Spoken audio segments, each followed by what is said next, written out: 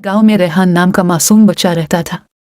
रेहान का दिल बहुत साफ था, वो हमेशा दूसरों की मदद करता।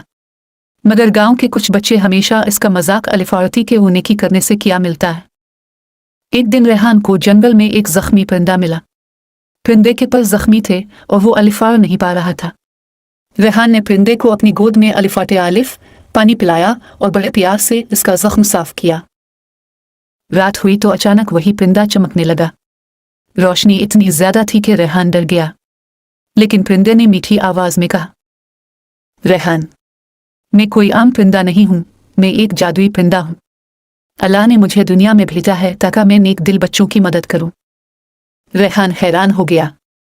परिंदे ने कहा, तुमने मेरी मदद की, अब मैं तुम्हें नेकी का असल इनाम दूंगा।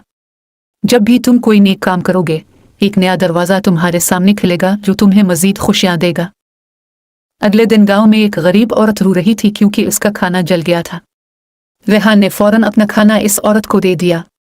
जैसे ही इसने नेकी की, इसके सामने एक छोटा सा सुनहरी दरवाजा खुल गया। रेहान ने वो दरवाजा खोला तो अंदर एक छोटी जादुई टोकरी रखी थी जिसमें रोजाना ताज़ा खाना आता। अब रेहान खुद भी खाता और दूसरों को भी खिलाया करता। गांव के बच्चे ये सब देखकर हैरान रह गए। वो सब रेहान के पास आए और पूछने लगे, ये सब कैसे हुआ?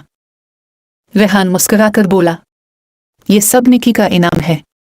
अगर तुम सब भी दूसरों की मदद करोगे तो तुम्हें भी अल्लाह खुशी देगा।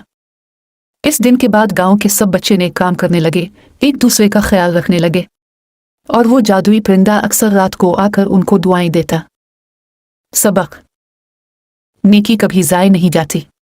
जो दूसरों की मदद करता है, अल्लाह इसकी जिंदगी खुशियों से भर देता है।